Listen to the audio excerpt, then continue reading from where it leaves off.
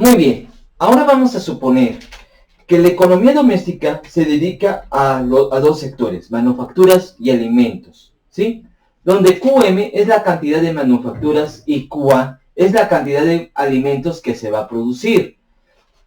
K es el nivel de capital que se va a dedicar ya sea a la producción de manufacturas o de alimentos, y L es la cantidad de trabajo dedicada ya sea a la producción de manufacturas o alimentos. Por eso se les pone un subíndice I, ¿sí?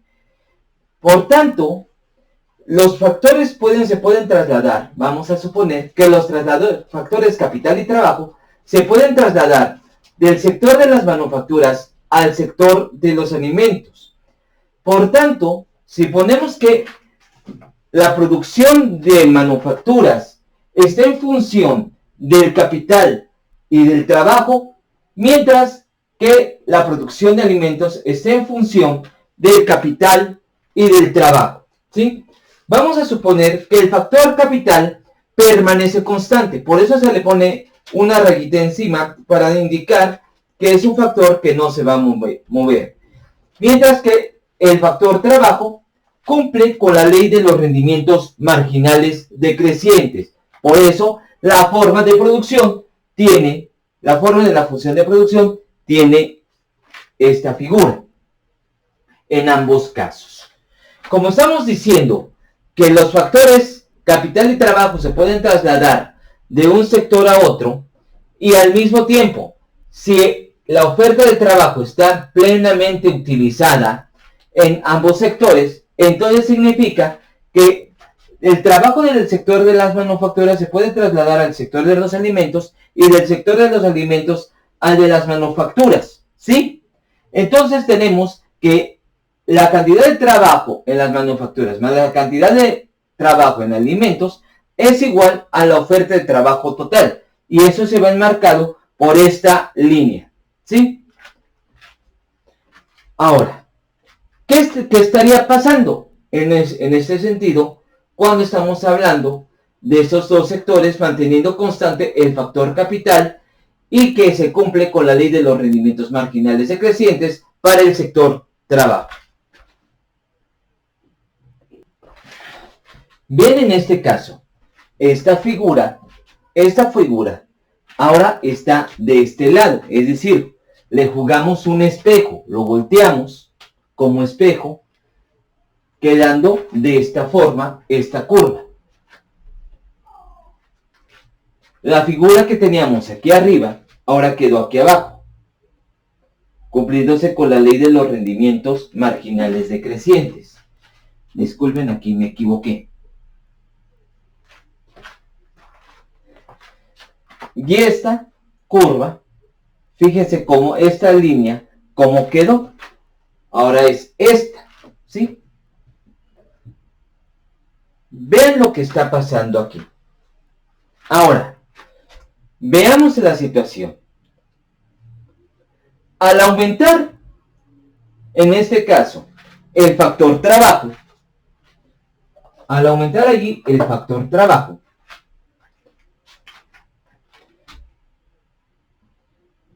digamos, de este punto a este punto, al cumplirse con la ley de los rendimientos marginales decrecientes, al aumentar la cantidad de trabajo, es obvio que aumenta la producción. Y al aumentar la producción del trabajo, cada vez que aumenta el trabajo, aumenta la producción. Pero ¿qué es lo que pasa?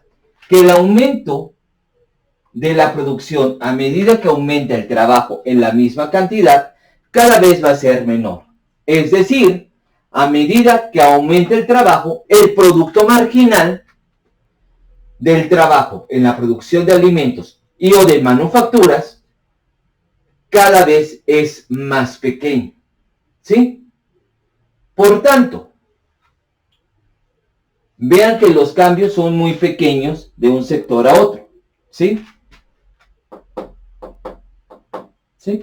No es lo mismo el cambio acá, acá o acá. o acá, aquí y aquí, ¿sí? Vean que es muy diferente. Es decir, aumenta el trabajo y a medida que aumenta el factor trabajo, el producto marginal cada vez es menor, ¿sí? Por eso es que se cumple la ley, por eso es que se le llama la ley de los rendimientos marginales decrecientes. Estamos suponiendo lo mismo que acá, que el factor trabajo está plenamente utilizado al mismo tiempo de que puede trasladarse de un sector a otro. ¿Sí? En este caso, al trasladarse el trabajo de un sector a otro, el producto marginal va a cambiar. ¿Sí? Es decir, compartamos del punto 1. ¿Sí? En ese punto 1 hay una menor producción de manufacturas en comparación a la producción de alimentos. ¿Sí? Hay más mano de obra en la producción de alimentos que mano de obra en manufacturas. Si el trabajo se traslada de alimentos a manufacturas, es decir, del punto 1 al punto 2, entonces aumenta la producción de manufacturas y se reduce la producción de alimentos, lo cual implicaría que se reduce el producto marginal en las manufacturas y aumenta el producto marginal en la producción de alimentos.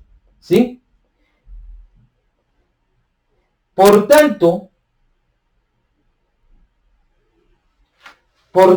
el producto marginal de alimentos, reitero, aumenta, mientras que el producto marginal en las manufacturas va a disminuir del traslado del punto 1 al punto 2. ¿Sí?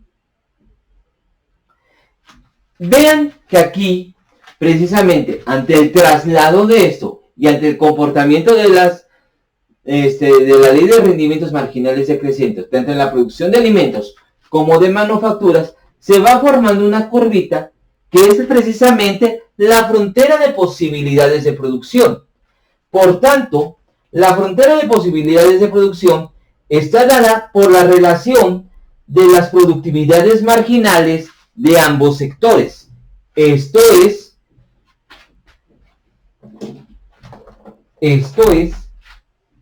precisamente, voy a borrar acá,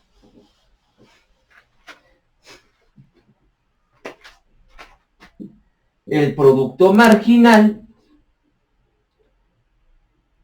del trabajo en la producción de alimentos sobre el producto marginal del trabajo en el sector de las manufacturas. ¿Sí? Entonces,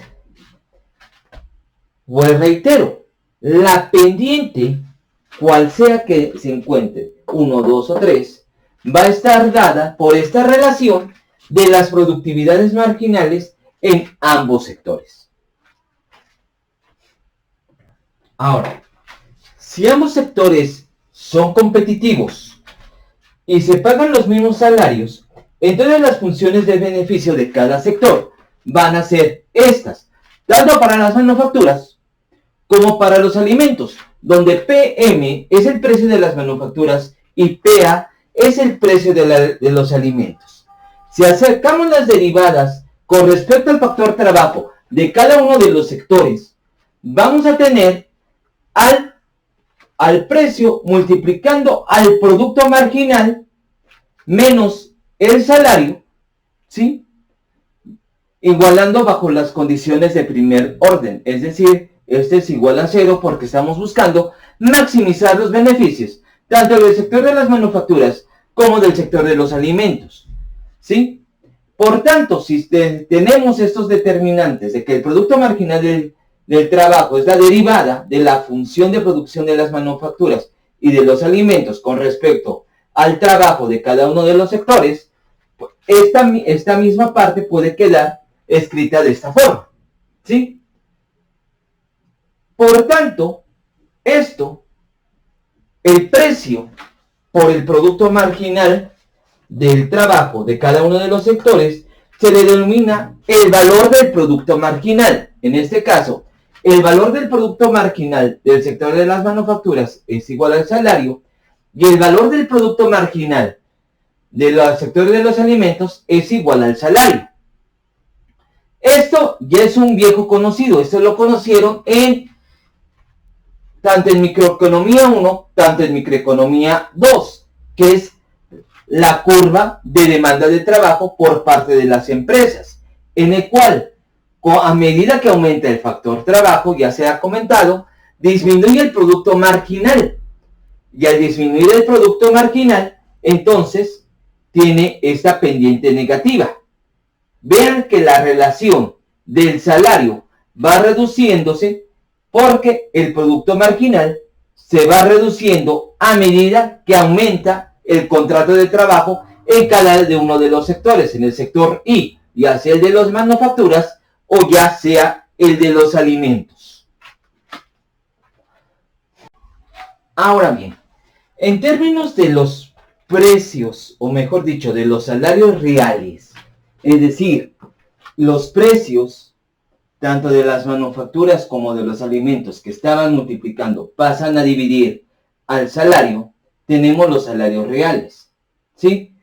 Dividiendo el producto marginal del trabajo de los alimentos sobre el producto marginal del trabajo de las manufacturas, que lo teníamos aquí, que era el valor de la pendiente de la frontera de posibilidades de producción, encontramos entonces lo que se le llama esta restricción de presupuestaria, que tiene que implicar la razón o el precio relativo del precio de las manufacturas con respecto al precio de los alimentos, el cual se ubica en esta línea roja, ¿sí?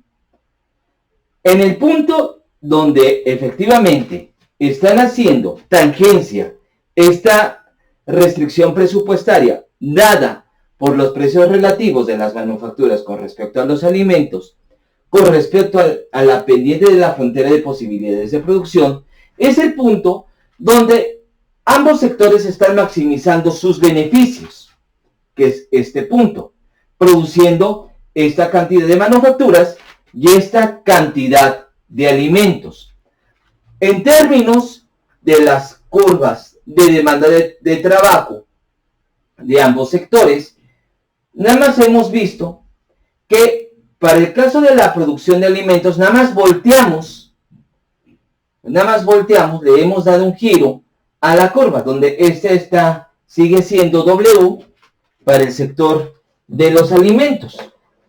No lo puse porque estamos suponiendo que los salarios en ambos sectores inicialmente se están pagando igual, tanto en el sector de los alimentos como en el sector de las manufacturas.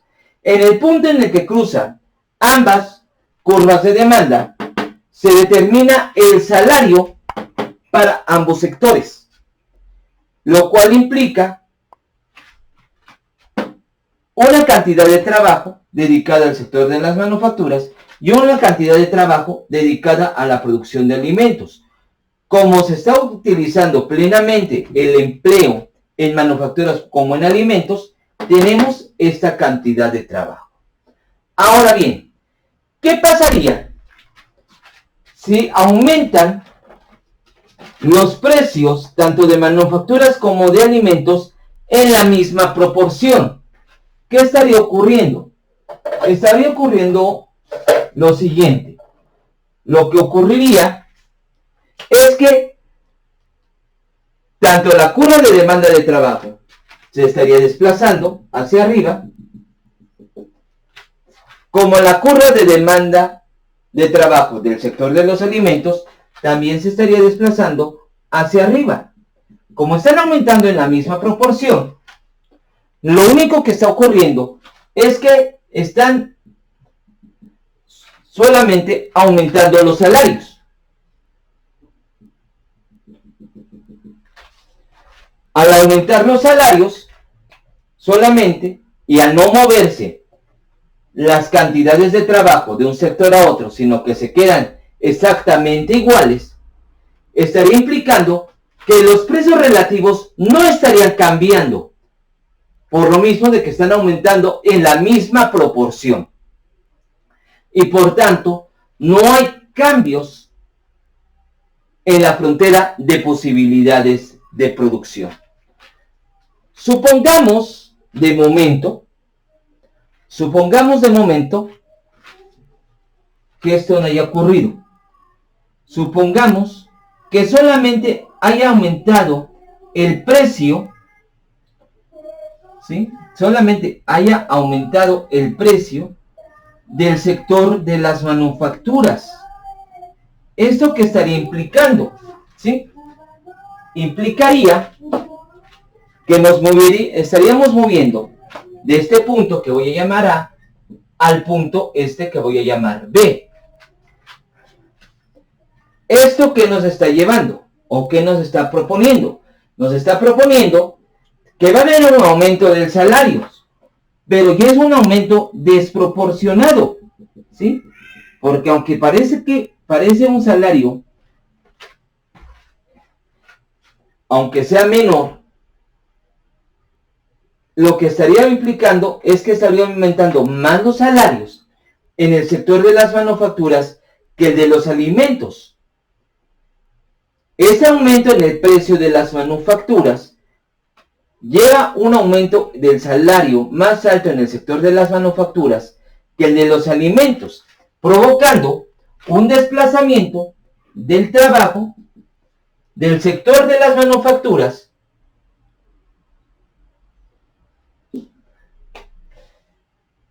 o mejor dicho, un desplazamiento del sector de los alimentos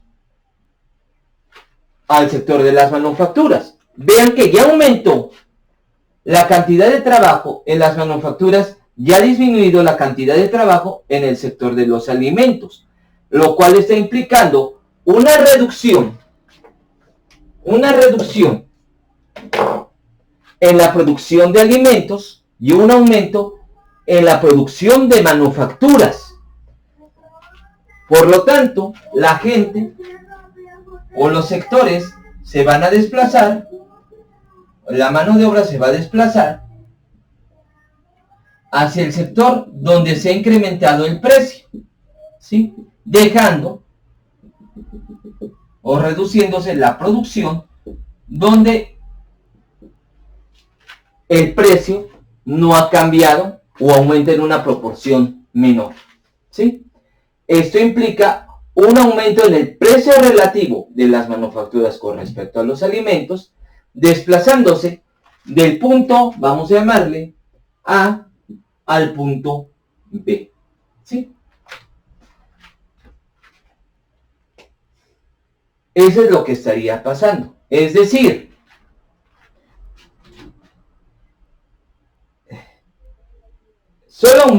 está aumentando la curva de demanda de trabajo en el sector que está aumentando el precio.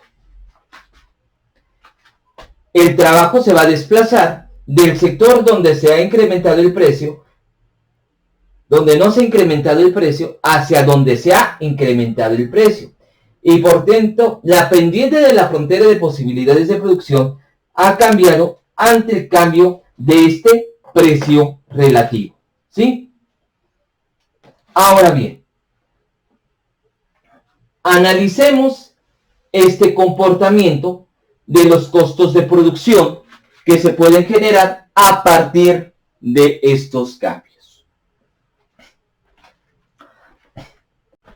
Ese es un pequeño repaso de algunos conceptos de microeconomía 2, ¿sí?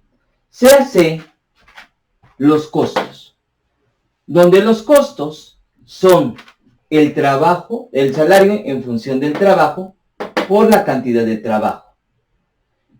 La diferenciación total de los costos, como ustedes lo saben, son el salario por la variación del trabajo más el trabajo por la variación en los salarios. La variación de los costos sobre la variación del trabajo va a ser lo que denominamos el costo marginal, es decir, la razón en cuanto cambian los costos a medida que cambia el factor trabajo, ¿sí? Teniendo a la función del salario más la razón de la variación del salario con respecto al trabajo por la cantidad de trabajo que se tiene en ese punto. Dividiendo por la función de salarios, W sobre W va a ser 1 y aquí tenemos esto. Por tanto, aquí tendríamos que si el salario que estaba aquí dividiendo pasa a multiplicar, entonces los costos marginales van a ser estos. Pero ¿qué es esto de lo que tenemos aquí? Si esto es la elasticidad de la función, la elasticidad de la función de oferta de trabajo, ¿sí? Si es la elasticidad de la función de oferta de trabajo, entonces el costo marginal es la función de salario que multiplica a la operación de 1 más la inversa de la elasticidad de la oferta de trabajo. Si la oferta de trabajo, es decir, la función de salario dado el trabajo, nos tenemos A más BL, ¿sí? Esa es nuestra función de oferta de trabajo. Entonces el costo marginal es A más 2 veces BL, ¿sí? Por mera lógica. Como las empresas son maximizadoras de beneficios, entonces las empresas contratarán trabajo cuando el valor del producto marginal sea igual al costo marginal del trabajo. Esto es en el punto A. Y el salario pagado es el salario que vamos a poner que se paga en el punto A sub 0, porque es el lugar donde está la oferta de trabajo, ¿sí? Vean que hay una diferencia muy grande entre lo que dice el libro, los libros, entre que la demanda y la oferta son iguales, donde el salario es este, en el punto de la oferta de trabajo, ¿sí? Ahora bien, teniendo en cuenta eso, ahora suponga que hay de aquí para acá, a este punto, trabajadores dentro de la economía doméstica. Y hay de aquí para acá, ¿sí? Trabajadores en la economía externa. En ese punto, el salario real en la economía doméstica es este, mientras que en la economía externa es este, el salario real. Es decir, en la economía externa hay salarios reales más altos que en la economía doméstica. Por tanto, la gente que trabaja en la economía doméstica ve atractivos estos salarios, por lo cual decide migrar